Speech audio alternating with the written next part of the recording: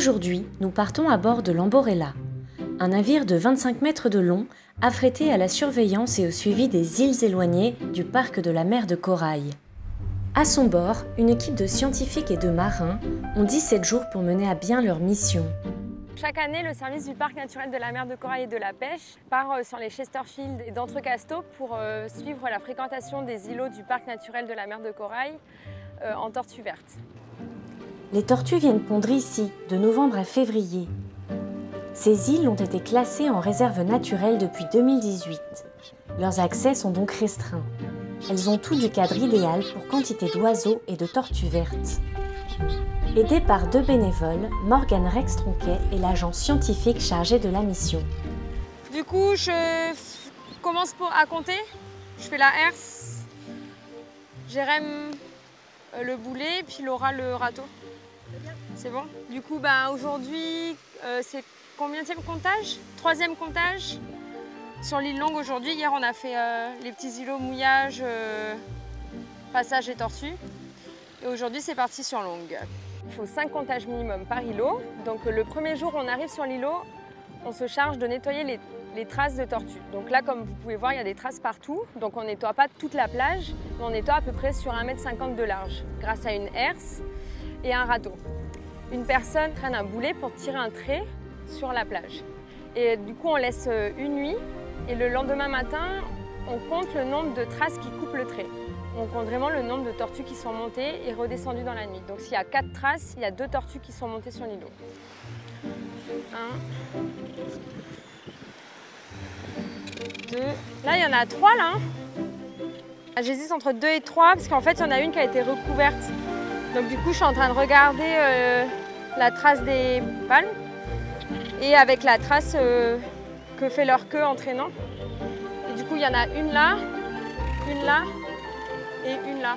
Du coup, ça fait 3. Donc il y en a une qui a été recouverte par les 2 autres. Faire le tour de l'île avec tout ce matériel prend 3 heures. Un travail très physique sous un soleil de plomb. C'est vrai que 3e jour de comptage, là, les jambes elles sont plus rodées. Hein. C'est vraiment des conditions pas forcément faciles. Donc ouais, il fait chaud. C'est pour ça aussi qu'on fait les comptages très tôt le matin. Donc dès les premières lueurs, vers 5h, 5h30, pour pouvoir être épargné par la chaleur du soleil, parce que déjà vers 9h, il fait vraiment lourd. On est déjà à une centaine de traces. On n'a même pas fait la moitié encore. Toutes ces données, ça nous permet de connaître d'où elles viennent. Et ça permet aussi de mettre du poids sur l'importance qu'a la Nouvelle-Calédonie pour ces espèces remarquables. Du coup, on regarde si elle est baguée. Et si elle est baguée, on la mesure. Et si elle n'est pas baguée, on la laisse tranquille. La tortue verte est en voie de disparition. Elle pourrait être amenée à s'éteindre dans les prochaines décennies. La collecte de ces données est donc primordiale. Elles permettent de mieux connaître l'espèce et donc de mieux la protéger. C'est grâce à cela que ces îles sont devenues un sanctuaire, dont l'importance est reconnue mondialement pour la survie de ce reptile extraordinaire. Les tortues, elles sont remarquables parce qu'elles montent la nuit pour pondre. Donc il faut qu'elles creusent leurs trous, qu'elles pondent leurs œufs. Parfois, elles font des faux nids pour leurrer les prédateurs. Et avant ça, elles ont migré d'Australie. Tout ça pour venir sur nos plages et donner naissance à des petits bébés tortues. C'est impressionnant. Ces œufs mettront 40 à 70 jours pour éclore. Seul un petit sur 1000 atteindra l'âge adulte. C'est l'une des raisons qui rendent cette espèce particulièrement vulnérable. Il leur faudra environ 20 ans pour pouvoir se reproduire à leur tour et venir pondre sur les îles qui les ont vues naître. Dans l'eau, la tortue est très à l'aise. Elle peut nager jusqu'à 35 km/h.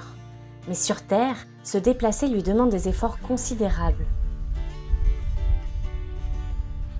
Le moindre pierrier peut se transformer en piège fatal.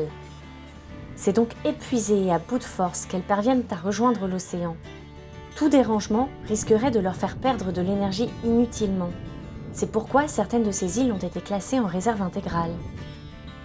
On est au milieu là de nulle part et il y a des oiseaux partout, des tortues, des requins. Ça fait plaisir de voir encore qu'il y a des espaces préservés comme ça où l'homme a un impact minimum. Je me sens privilégiée, il n'y a pas de doute sur ça. avoir la chance justement de participer au suivi de ces espaces sauvages, de mettre sa pierre à l'édifice pour pouvoir préserver notre environnement, le faire connaître également. C'est vraiment un pur bonheur.